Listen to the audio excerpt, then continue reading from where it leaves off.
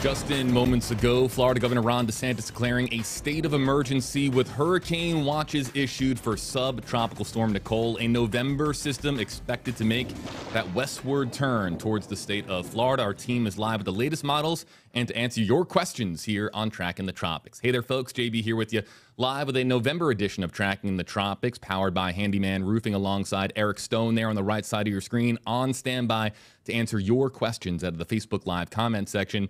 You can use hashtag Hey Eric. You can use hashtag Hey JB. You can also use hashtag Hey Jeff. For Jeff Biradelli, our chief meteorologist, standing by at the wall with the very latest on Subtropical Storm Nicole. Jeff? Well, here we are. It's November. It's still hurricane season. This is definitely a back-loaded season. It started out quiet, and it's ending on a very active note so far this fall, as you can see. And we're up to, believe it or not, the average number of tropical storms for a season, right around 14. It used to be that the average was 12. Now the average is 14, and we actually made our average this year. Okay, so there's the system. You can see it right there, and it's very elongated. It's not a true tropical system. That's why it's a subtropical system. It's hybrid. We told you it would probably become subtropical. But we do think it has a chance of transitioning to a real tropical system before it heads to the East Coast. And that's why it's probably going to be a borderline strong tropical storm or maybe even low-end hurricane when it makes landfall on the east coast of Florida. Of course, there's another X there to the east of Bermuda. There's a 60% chance of development with that. That could be another named storm. But for now, obviously, this is the one that we want to concentrate on as it continues to move towards the west. Now, right now, it really doesn't pack much of a punch at all. Winds 45 miles an hour. Again, very elongated. There's very little convection around the center. So this is not a big deal at the moment. But again, as it moves west and it encounters very warm water, we do think that Subtropical Storm Nicole has a chance of becoming a hurricane. And once that happens, the core gets a chance to really build. Thunderstorms really filter around the center, not necessarily sprawled out broadly. And that's what allows those type of systems to get even stronger, and that's why it's forecast to become a borderline low-end hurricane. So winds 45 miles an hour right now, moving northwest at 9. There's the official forecast track from the National Hurricane Center, and the latest track has it becoming a hurricane sometime Wednesday afternoon into Wednesday evening, right near Freeport in the Bahamas. And then after that, making landfall. It could be around Stewart, could be Fort Pierce, could be Port St. Lucie, could be as far south as places like West Palm Beach or even Boca Raton. Everybody's in the cone, really, on the east coast of Florida here. It really extends all the way from Miami northward towards Daytona Beach. Now, we're also in the cone. As it stands right now, the center of the cone right there takes the system just north of Tampa. And Eric and I were just talking a couple of minutes ago, and it does look like the trend in the models is for it to push a little bit further towards the north. Notice, of course, it does weaken as it moves inland, winds 60 miles an hour by Thursday morning. So the worst of the impact for us in the Bay Area will be especially Wednesday night into Thursday as the system moves west. But the whole time it should be weakening once it gets on land, as you can see. And then after that, the system lifts to the north. It looked as though it was going to move into the Gulf and stay there for a bit. Now it's further north, so it'll barely be in the Gulf. And that will probably prohibit it from strengthening before it makes landfall here in the Panhandle or Big Bend area of Florida. Water temperatures are plenty warm, and this is one of the reasons why we expect that it could transition tropical once it gets right about there. Notice those purples. Those are water temperatures way up there, past 86 degrees or so. Plenty warm for this to strengthen. And the computer models are right where the cone is, as you might expect. And the center of the cone is right near the Tampa Bay area. But again, the worst of the impacts will be on the East Coast. And even there, this is not an Ian. Just to, we got to be really clear about this. This is not going to be anywhere near the strength of a strong hurricane. However, it does have some different facets to it, and we will talk about that as well. GFS, Euro, they're pretty much in lockstep with each other. One of the things that's been interesting the past few days, the computer models have been in very good agreement where the storm may landfall, and it's going to be somewhere, again, the Palm Beaches or Treasure Coast probably, and that'll be where it's at its strongest, and then it moves to the west and very close to the Tampa Bay area, maybe just slightly north. The heaviest rain will be to the north of the center of the storm. There's not going to be much rain south of it. So, the devil is really in the details here in terms of the impacts. So what I'm showing you is forecast wind shear. But probably the bigger limiting factor is dry air. You noticed how there wasn't much convection around the storm. Well, there's a lot of dry air on its western side, and there is a little bit of wind shear also. So it's going to be hard for the system to get much stronger than a low-end Cat 1 as it makes it towards the west. You can see that wind shear just to its north. However, it has enough space. You can see the low wind shear right on top of it, to become a strong tropical storm or low-end hurricane. Here's a look at the forecast wind radii, the wind swath, if you will, as the system moves to the west. And notice how large the tropical storm force winds are. So when you have a hybrid system, it's much more broad. It affects a much larger territory, but its core is usually weaker. And so that's the kind of storm that we're dealing with here. Tropical storm force winds will move into the East Coast late Tuesday night, so late tomorrow night into Wednesday morning, and pretty much the whole East Coast of Florida will experience those tropical storm force winds. We will start to see them on Wednesday afternoon here in the Tampa Bay area, especially inland areas, Polk, Hardy, DeSoto, Highlands County, and then those tropical storm force winds will move over the rest of the area later Wednesday into Wednesday night. At the same time, Wednesday night, hurricane force winds could move into the coast of southeast Florida. Now, this orange are strong tropical storm force winds of 60 miles an hour or more. What you don't see is hurricane force winds. Even though it's forecast to become a hurricane, if it does have hurricane force winds, it would be a very, very small, maybe 10-mile wide area. That's just about it. But right now, the strongest winds are forecast to be from West Palm and Jupiter all the way up to around Port St. Lucie, Stewart, Fort Pierce, and northward to around Sebastian and Vero Beach. And then it moves towards the west, and we could get some of those strong 60-mile-an-hour plus winds into Polk County and southeastern portions of our viewing area as well. This is going to be, I think, the biggest impact from this system, and it's going to be wave action. It's going to be coastal flooding, because we're going to see at least 36 hours of tropical storm force winds along the majority of the east coast of Florida. At the same time, we're also going to see seas build to around 15 to 20 feet offshore, and we're going to have this relentless onshore flow and fetch, not through Friday, but at least through Thursday. And so for that time, and factor in the fact that we also have a full moon and a lunar eclipse that's going on Tuesday into Wednesday, that's going to cause a prolonged coastal flooding for multiple high tide cycles. I'm going to end with this graphic, just show you how much rain we're expecting. Again, because there's a lot of dry air on the western side of the system and it doesn't have a very strong core and there's not much convection around the core, the most rain we're going to see is right along the east coast of Florida, the red indicating, somewhere between 3 to 4 inches of rain, and then these oranges and yellows, if they make it onshore, up to about 8 inches. However, notice as we move west towards the Bay Area, most of this purple is around 2 to 3 inches, and at max, maybe 4 to 5 inches, and that's at the most. And again, the heaviest rain is going to be north of the center, which means the areas that were hardest hit by Ian, where we had a lot of flooding down here in Northport, and then inland into, places like Wauchula, Arcadia, southern parts of Polk County. It looks like probably there will be a little less rain there. Ground still is somewhat wet in that area. It's dry everywhere else. So the rest of the area can handle this much rain, no problem. 3 to 5 inches is not going to cause a tremendous amount of flooding. All right, with that said, I'm going to go sit down. We're going to talk to JB and Eric.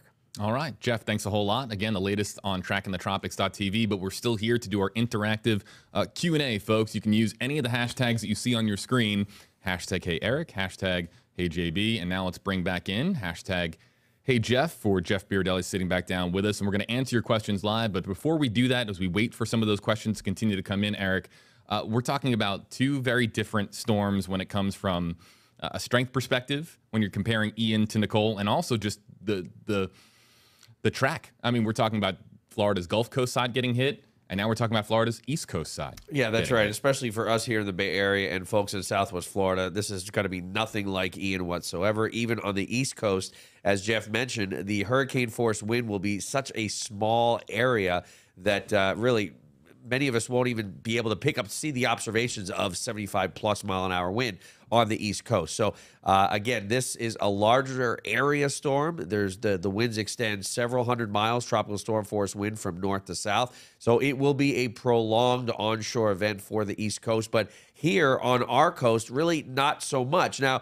if this storm moved more in the Gulf of Mexico, we could see some of that wind wrapping around the southern end of the storm, and that could push maybe 1 to 2 foot storm surge here in the Bay Area. But again, the models continue to push this one further to the east and further to the north. I wouldn't be surprised if this one doesn't even reemerge in the Gulf of Mexico and moves across the state and kind of moves almost straight south to north once it gets close to Tampa and then back up to the East Coast. So totally different animals here between Ian and this one. That's good news. Let's get to our Q&A. We've got a lot of hashtag comments coming in the Facebook Live comment section. Any hashtag on your screen, if you use it with your Facebook Live comment, We can animate it on screen just like this. Of course, our interactive Q&A powered by Handyman Roofing. And the first one comes in from Casey King. You were just talking about this, Eric.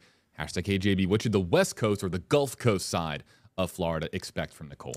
Yeah, definitely the good chance of tropical storm force wind and prolonged, maybe 18 to 24 hours between Wednesday afternoon, Thursday afternoon, and even into Thursday evening. But again, we're not going to see the storm surge. Thank God, right? That Ian devastated the southwest coast of Florida. We're not going to be seeing that storm surge here. 3 to 5 inches of rain, I would say at best maybe 6 inches. It's not going to be that 15 to 20 inch event like Ian where rivers are going to be flooding for weeks on end. You know, we look here at the track, and some of our commenters, Jeff, are noting in our comment section that it makes this big westward turn, and then towards the end of the track, it makes a turn to the northeast and maybe going towards the Carolinas. So we have this question coming in from Misty. Hashtag hey, Jeff and Eric. No way it's taking all those loops. I say it's either coming across the southern end of the cone, across into the Gulf, or it's going to be farther north. So some meteorologists at home joining us here on Track in the Tropics. What do we say for Misty? Well, you know, one point that she makes that Eric and I were talking about is we do think it might be slightly further north. We still think it's going to be in the cone, though. So we don't think it's going to deviate too far from there. And we do think it will take a turn back towards the northeast at the end. But it's not going to be very strong by the time it gets here. So I think that's an important point. Yeah, and a strong high pressure is building on the East Coast. It's building pretty far north, almost in the mid-Atlantic and New England states. And that's what's causing Nicole to actually take a southwesterly turn before moving west and then to the northwest. So I'm not sure I'm buying so much of that southwesterly turn. I don't see it as much in this cone. So if that is the trend, maybe it will move slightly more west, which will eventually correlate to a more northerly track. So should viewers, joining us from Georgia and South Carolina, North Carolina, they're paying attention to this, correct? They're going to get rain. They're going to get rain. The thing about these storms, you can get an isolated tornado or two. This is not going to be a big deal. It's not even half as powerful as Ian. So, and the reason why I say that is, let's say this storm ends up having winds of 75 miles an hour. Ian had winds close to 150 miles an hour, but that's not twice as powerful. Ian was exponentially stronger than this storm. This storm's going to produce power outages. The biggest threat is going to be coastal flooding, JB, along the east coast of Florida, because very much this is going to act more like a nor'easter than it is going to be a hurricane. Because it doesn't have a tight core, and because really the strongest winds are not coming from the storm itself, it's coming from the pressure gradient, because Eric talked about that strong high. Really, the strongest winds are coming from the pressure gradient between, the difference in pressure between the big high to the north and this storm that's moving through Florida. So, it's going to be the East Coast, multiple high tide cycles, and the possibility of 3 to 6 feet of storm surge flooding, but over the course of 2 days. Teresa wants to know, hashtag hey Eric, does it look like this storm will speed up once it hits land, or will it still be a creeper? No, I don't say it's going to be a creeper. I think it's going to be moving about a steady pace from now through when it does make its way into Florida. It will eventually pick up speed once this trough, this strong cold front sweeps through the central and eastern part of the country, and that's really going to pick up Nicole and take it north and east quickly. That does look like it's going to occur sometime on Friday. Let's go to this one from Vanessa Scheel on actually my Facebook page. We're paying attention to a lot of Facebook pages. Is there any possible threat to the northwest coast near Ocala, Jeff and Eric? Ocala is going to get some rain and some tropical storm force wind gusts, I would say. Eric and I have been talking about the possibility of this going a little further north. So when you say northwest coast, I think probably you mean the Big Bend area.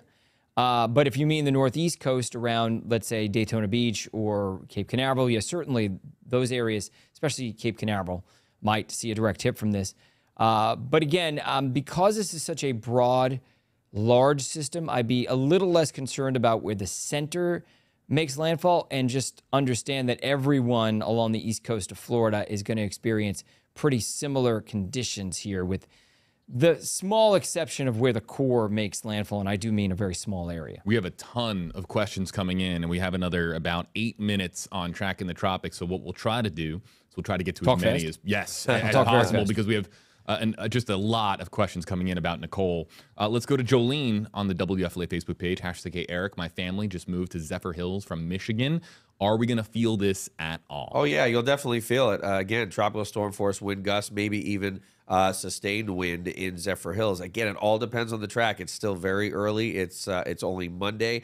And timing-wise, we're looking at Thursday being at least the worst day for the Bay Area. But several inches of rain, but rain really not the issue because, in a rainy season day, we've picked up 5 inches of rain before. And if this drops 5 inches of rain, that's within a couple-day period of time. Good news is we're not in rainy season, so the ground isn't as saturated as it was a couple of months ago. We've got Natalie Rivera in our comment section. Hashtags all around. Could it intensify to more than a Cat 1? And what could we expect here in Polk County? Should we expect power outages? So, yeah, I'll take that one.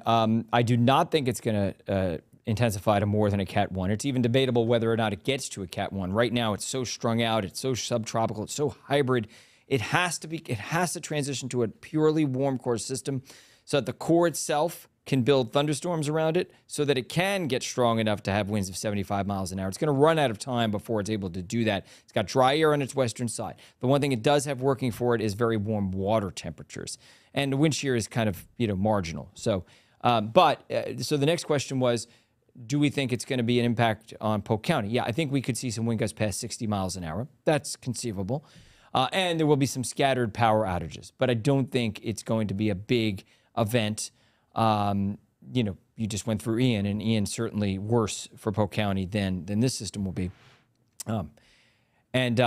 Even flooding, like Eric said, it's very easy for us to get 2, 3, 4 inches of rain in a day, and this is likely to produce 2, 3, 4 inches of rain over the course of 36 to 48 hours or so. Yeah. Tiffany wants to know, and we're going to do a 2-for-1 here with the previous damage to the Fort Myers area. What impact will this mean for them? And Letitia wants to know as well. Hashtag Hey Eric, how is this system going to affect Ian devastated Cape Coral and Fort Myers, an area you know well? Yeah, I think for the Southwest Florida area, it might halt cleanup for a couple of days in that area. I don't think it's going to do much more in the way of damage. I know there's a lot of debris that still hasn't been picked up from Ian that's on the side of the roads, a lot of residential areas, still a lot of branches and whatever may be on the road. Some of that may be blown around. That might be the biggest nuisance for communities down in Fort Myers, Cape Coral area. Let's go to this one, and it comes in from Jaime Solis. Hashtag Hey Eric, Miami looks like it's out of the cone of concerns. What do you think? Yeah, well, just because it's out of the cone for now, it's close enough to still be concerned. What I want to do, Jeff, is I want you to put up the model plots because I've noticed something with these model plots and the same with Ian. I believe the pink...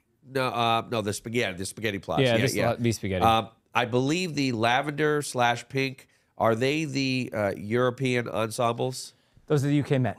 Okay. Now, if you remember Ian, back on that Sunday, okay, all of the models were taking Ian to the Panhandle except the UK Met, except the blend of European models. And they were taking it right into Tampa/Fort Myers, and they were the outliers. Well, what Jeff and I have been talking about is this possibly moving north, the north of the track. And look of where those models are, Cape Canaveral, they are north of the track. I wouldn't be surprised again if this moves a lot further north than where that center line of the cone is. And if it does move further north, then we don't get much rain at all because the western side of the system is going to be pretty dry. It's a lot of dry air. Most of the heavy rain is going to be from the system and north. This is the last call for your hashtag questions and comments. And also, if you don't get your hashtag question in this episode, believe me, there will be more episodes ahead as we continue to track Subtropical Storm Nicole. Let's go to you, Jeff. A question from Marcia from the WFLA Facebook page. Hashtag Hey Jeff, how will things look towards the Nature Coast and Big Bend area? By the time the system gets there, it's going to have weakened. We're looking at probably tropical storm force winds there, maybe some sustained winds close to 40, gusts to 60. I don't think it's going to be too much worse than that. Being that you'll probably be closer to the center of the storm, you'll probably see some heavier rain there. But again, still, I don't think we're going to get much more than, Eric said it too, 3 to 5 inches. That may even be an exaggeration with this system. So I don't really think there's going to be that much of an impact. The one thing I will say is, there are likely going to be power outages. We saw power outages all across the area during Ian, And some of those gusts, especially in the northern half of the Bay Area during Ian, weren't much more than 60 miles an hour. So I don't see why we wouldn't see at least scattered power outages from, especially from Tampa Bay northward and eastward. Judy wants to know, checking in on my Facebook page, where will the eye wall hit? So really asking for a landfall location, Eric. Yeah, it most likely won't even have an eye. And again, it may not even become a hurricane. But if you want to talk about center of circulation, right now it's looking for Broward County up toward Palm Beach County, but toward the Space Coast. And I wouldn't be surprised if this is more of a Cape Canaveral / Daytona Beach landfall rather than what you're seeing here. I think the models are going to shift a little bit to the north. And again, that is better for us, even though, it's not really going to be a bad storm at all here in Tampa. Let's go to this one. It just came in. Stand by, folks. Actually, it came in a moment ago, but I want to get some other states involved here. This one's coming in from Kerry. Kerry's joining us from Virginia from the Wavy Facebook page and wants to know, it was just a hashtag hey comment. So hey for all of us. What's it looking like for Virginia, Jeff? Well, Virginia's not going to see much until the very end, of direct impacts. But the one thing I keep bringing up, and I want to see if I can bring up the map that I made. Aha, this is the one. So here's the thing. And Virginia, you're kind of on the very northern edge of this. If you're in places like Norfolk, Virginia Beach, then you may see some impacts from this.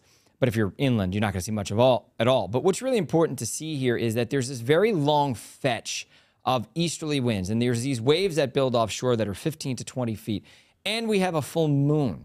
And I worked in Miami and I worked in West Palm Beach. And I will tell you, it's almost surprising how much flooding you see on the East Coast from one of these systems that's a slow mover where you have a prolonged easterly wind, where you have a fetch for a while, where you have these big waves offshore, and you combine a full moon. That's the important part, right? The full moon on top of it. I think we're going to be dealing with at least a few high tide cycles of flooding. Now, right now, they're calling for 3 to 5 feet of storm surge. But it's a wide area. It's not just where the core comes ashore, because remember, as we've been talking about, the core is a little less important than this system. The more important takeaway here is that it's going to have broad impacts, and they're going to be similar. We may see the strongest wind gusts from this storm not be in the center. It may be 50 miles away from the center of the storm. But again, it's coastal flooding. If you live on the coast of the East Coast, and I would say, probably not Virginia, but including Georgia, including the Carolinas, you may see some coastal flooding. It may be surprising to you how much you get. Again, it's this high pressure versus low pressure. It's a full moon. It's a prolonged period of this easterly wind. It's these big waves. It's everything coming together. So it'll be interesting. Yeah. We've got this one coming in from Julian McKenna on the WFLA Facebook page. I found this very interesting. Hashtag AJB. Curious if NASA is going to have to roll back the Artemis as a result of this. Where is this? The Space Coast is clearly in play. Oh, for sure. For sure. Yeah. I mean, I haven't been following that. I mean, by now they should have made a decision on that, no? Yeah. Wait, when is it, JB? Do you know? Yeah, well, the launch window, I believe, if I remember correctly, I believe that it opens up on the 14th. If I'm remembering this correctly. Launch window. Oh, okay. Okay. Yeah, that's a week. They'll be fine. So I thought it was supposed to be this week. Okay. No, but you know what, though? You know what's interesting is that I think the question, going back to the questions, if they have to quite literally roll it back, I'm not sure. Amanda Hawley would be a great person to follow on social media for this. She's our NASA. So they mean roll it back from the runway back into its. I would. That's how I'm reading this comment. Okay, I thought they meant actually push it. Okay. That's what I. Right. You could look at it that way too. So I'm not sure, but I don't know the answer. Amanda would know. Amanda would know. Give Amanda Hawley a follow on social media, but we might be able to revisit this tomorrow with our Tuesday edition of Tracking the Tropics when we go a little bit more in depth. With some of the questions and comments that we're getting here. Let's go to this last one from Delana Clark from the KDVR Facebook page. Hashtag Hey Eric. This is the money question. This is the Powerball question, Eric. It's November. Are we done after this storm? $2 billion Powerball. Can you believe it? Are we done? Well, I mean, you never know. It's looking that way. At least after this storm, there's really nothing on the horizon, but hey, you know what? Our season goes till November 30th, and we've seen stuff in the first week of December before, so we're not quite done as of yet. Fingers crossed, Jeff. Fingers crossed. We can only hope, We right? don't need another one. Yeah, I know. I hope we're done. And it's looking like it's going to be after Election Day. So for those of you worried about voting in the Tampa Bay area or voting somewhere on the central part of the peninsula, doesn't look like there's going to be any significant impact from Nicole that will affect your ability to vote. Again, that being tomorrow, Election Day, November 8th, Tuesday, November 8th. Folks, we got to get going here in your hurricane headquarters, but we know that there were dozens, if not hundreds of questions left unanswered in our queue with our hashtag system. We will do our very best to get to as many of them as possible in tomorrow, Tuesday's edition. I think I'll do one tonight as well. Yeah, okay. Yep. And Jeff is During talking this evening, about doing another stream on what? The WFLA Facebook page? Yes. All right, great. There you go, folks. Just decided. And that's how our coverage plan works, right? I mean, we just say, It'll be hey, this evening. We'll stream at some point. Look for a Jeff Baradelli stream this evening, folks, on the WFLA Facebook page and the WFLA Jeff Baradelli Facebook page. As far as our full team being here with you on Tracking the Tropics, look for our next episode tomorrow on Election Day, Tuesday, November 8th. And of course, you can go to trackingthetropics.tv, or you can click on the link in the description on this video. It'll take you over to our website, or our sister station website, for the very latest on Subtropical Storm Nicole. For Jeff and Eric, I'm JB. We'll see you next time on Tracking the Tropics. Be safe out there, folks. Thank you for watching Tracking the Tropics.